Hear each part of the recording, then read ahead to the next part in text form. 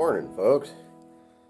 When my mom and my sisters were here, we went to the library, or not library, it's next to the library, used to be part of the library, but went to the museum. And they had a lot of neat stuff there. I've been there before, but I asked them, how come you don't have any pictures for sale of early salmon and that kind of thing? And the lady says, oh, well, we do over here. I'm glad I asked her because it's pretty neat. I got some, and this one here, this is Leesburg.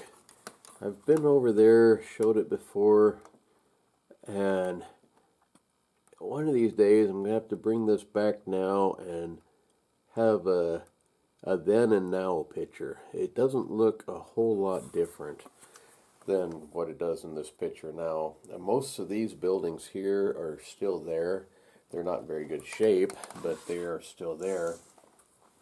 Leesburg was started in 1866, and it ran up until about 1971. I think they said the last person was still living there, and it was just one person. But the town itself, it survived for quite a while and was somewhat kept up, but it's pretty run down, falling down now.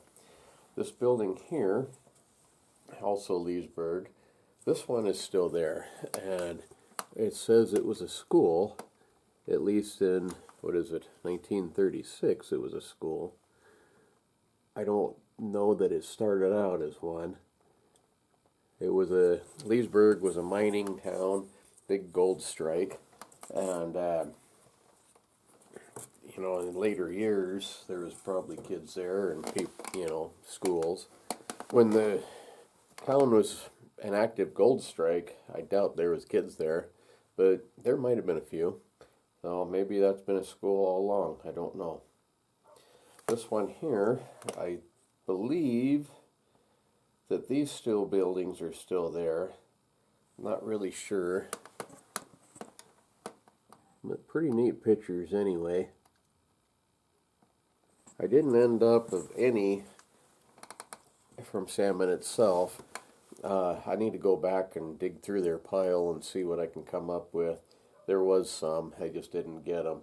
And then there's this guy. That is Hacksaw Tom Christensen.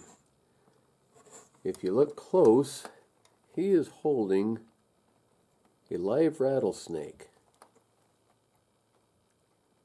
And he does not have control of its head. He's just holding it kind of like that. That thing could bite him very easily.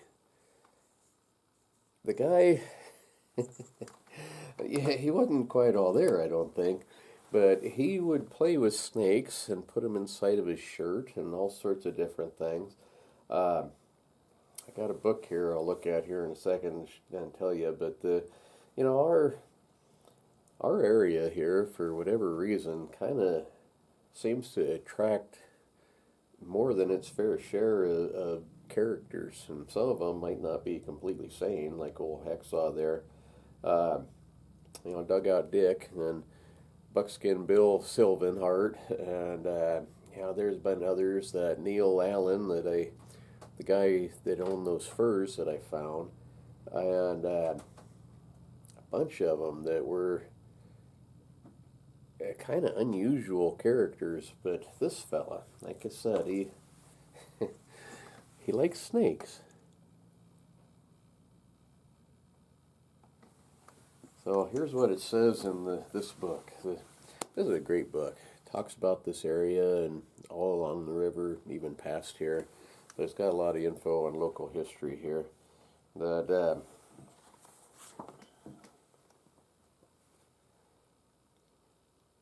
these are, there we go. Here's just some little goggles that Hillbilly gave me I thought were kind of neat. Here's also Hacksaw Tom. It's this guy over on this side with a mountain lion.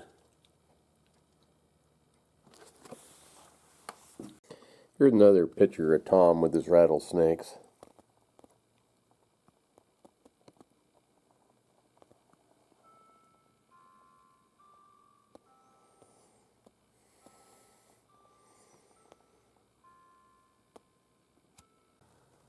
Okay, so down the river road, a place called Ram's Head Lodge, says Joe Groff patented a 40-acre mining claim there where he worked around 1900. The open area is known as Poverty Flat, supposedly because nothing would grow in the poor soil.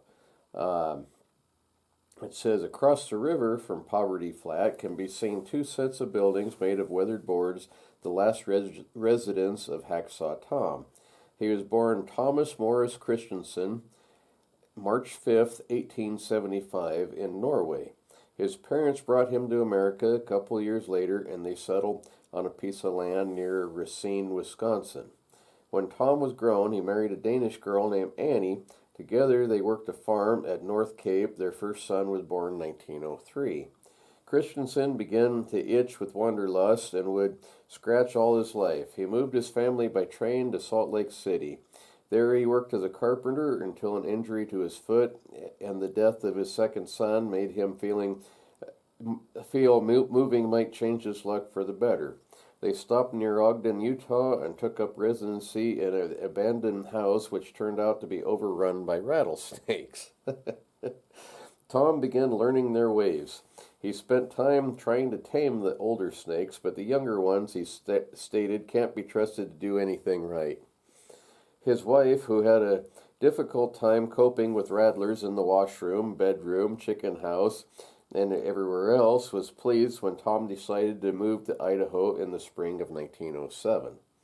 The family traveled to Soda Springs in southeast Idaho and spent the winter in a log cabin at nearby Wayn. It's Wayn.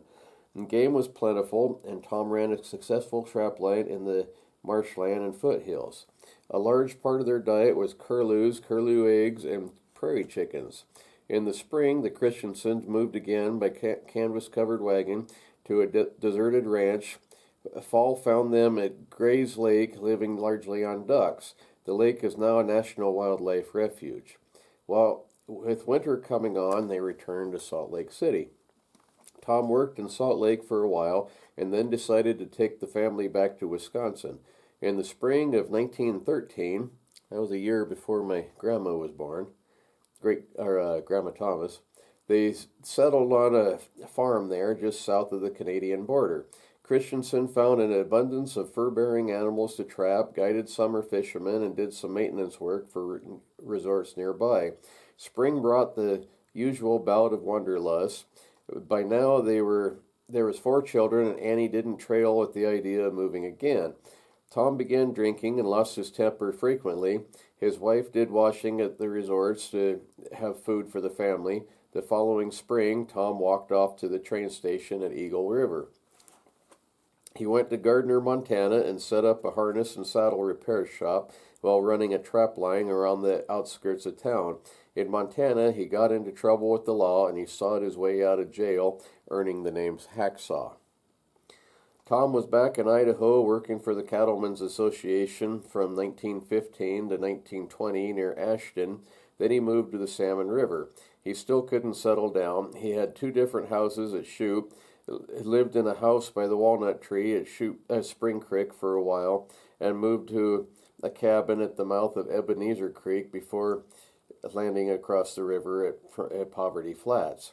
Hacksaw Tom wore a rattlesnake skin hatband and belt. He went to dances at the Shoup schoolhouse, where he liked to play the fiddle, mandolin, and guitar. He got along well enough with people he liked, but his habit of carrying live rattlesnakes inside his shirt didn't endear him to very many. He loved to pull one out and show it off, and if it frightened someone, so much the better. Undoubtedly, he had problems getting a dancing partner. I can't imagine why. The Rattlesnake Man made a living trapping, guiding hunters, and doing odd jobs around North Fork. His trips to town were infrequent, but he always carried some snakes in his shirt when he went. Tom was known to have no trouble getting a drink in a saloon when he pulled out pulled out a rattlesnake and set it on the bar. Usually there was no one else left to serve. It is interesting that the snakes Hacksaw kept around his cabin and carried in his clothes were not raised in captivity. Several reliable witnesses observed him at times when he would pick up a large rattlesnake on the trail and then tuck it gently under his shirt. Hacksaw was also an expert taxidermist. His sense of humor meant that most of his creation were abnormal: jackalope, steelhead with squawfish mouths, fur-bearing trout, and other tourist shucks. In later years, Wes Lowe of Salmon wanted to buy Hacksaw's place as a fishing retreat, but was sure he couldn't pay what Tom wanted for it. Herb St. Clair had Wes draw $1,500 in small bills out of the bank. The two of them went down the river and spread the money out on the shore across from Tom's cabin. Then they called him over. "Will you take $1,500 for your place?" asked Herb. Hacksaw looked at the bills for a moment and says, "You bet I will," and began gathering up the money. Hacksaw Tom Christensen left Salmon River in the fall of 1955. He was 80 years old. He went to Salmon to get on a bus for Phoenix, where he wanted to visit his brother. He showed up for the bus dressed only in his underpants. The driver told him to get some clothes on if he wanted to ride. He did so without protest. Maybe he just wanted his fellow passengers to know he wasn't carrying any reptiles. Phoenix proved to be merely a short stop on the way to Tortilla Flats, where he could look for the Lost Judgment mine in the Superstition Mountains. After a spell, he returned to Phoenix and lived in a homemade trailer while making the rounds of garbage cans for food. Other campers called the police, and he was taken to the hospital. When he had recovered sufficiently, he caught a bus for Salmon, but near Idaho Falls, he went completely crazy. The police came for him at the depot and committed him to an asylum in Blackfoot, Idaho. He died there in February of 1956. A mountain in the Salmon River Range wears his name. His fiddle rests in the Lemhi County Museum, and his legend still lives along the River of No Return. The cable crossing at Hacksaw's place was the scene of a tragic drowning on May 1947. A man and his two sons were crossing to visit Tom. High water caught the basket, and in the ensuing struggle, John and Guy Davis perished. Charles Warren Puckett, who lived in a dugout across the river and placer mined there before Hacksaw arrived, also drowned as the cable failed in 1935. Oh, pretty neat fella. Like I said, he probably wasn't all the way sane before he went plumb completely nuts. But anyway, that's the story of Hacksaw Tom Christensen and his rattlesnakes.